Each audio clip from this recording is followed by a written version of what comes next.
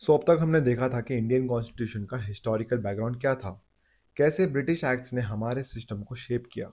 लेकिन एक सवाल अभी भी बचा है, इंडिया का कॉन्स्टिट्यूशन बना कैसे, किसने बनाया, कब बनाया और किस प्रोसेस से।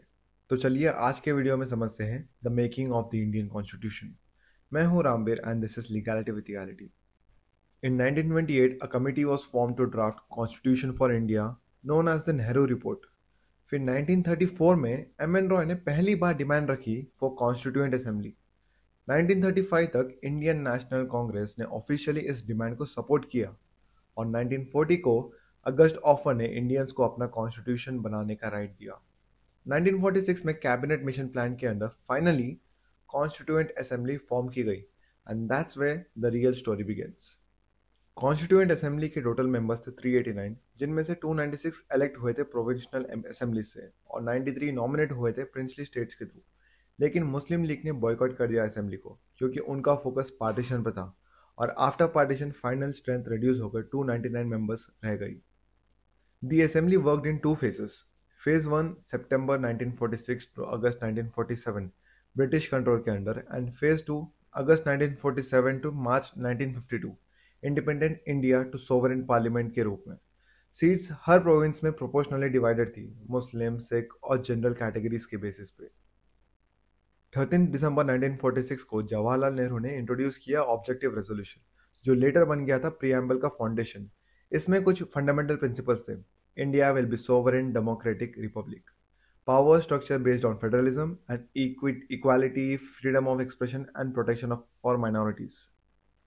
द ड्राफ्ट कॉन्स्टिट्यूशन पास होने के लिए हुई 3 रीडिंग्स। फर्स्ट रीडिंग नवंबर 1948, जिसको हम जनरल डिस्कशन भी कहते हैं। सेकेंड रीडिंग हुई नवंबर 1948 टू अक्टूबर 1949। 7,653 अमेंडमेंट्स को प्रपोज किया था and third reading November 1949। Final draft was adopted on 26 नवंबर 1949 और फाइनली 26 जनवरी 1950 को कॉन्स्टिट्यूशन केम इनटू फॉर्म, जहाँ पर हम रिपब्लिक डे सेलिब्रेट करते हैं। कॉन्स्टिट्यूशन बनने में काफ़ी कमिटीज़ बनी थी। Doctor B R Ambedkar drafting committee, जिसको father of the Indian constitution भी कहते हैं। Jawaharlal Nehru union powers and union constitution committees. Sardar Vallabhbhai Patel provincial constitution and advisory committee.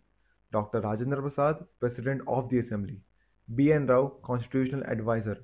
और फाइनल हैंड रिटन कॉन्स्टिट्यूशन लिखा गया था प्रेम बिहारी नरेन रायजादा के इटैलिक कैलीग्राफी स्टाइल में। कुछ लोगों ने इसको क्रिटिसाइज भी किया। It wasn't a sovereign body initially. It was dominated by lawyers and Congress. Process was time consuming, but despite all that, within 2 years, 11 months, 18 days, India got the world's most comprehensive constitution.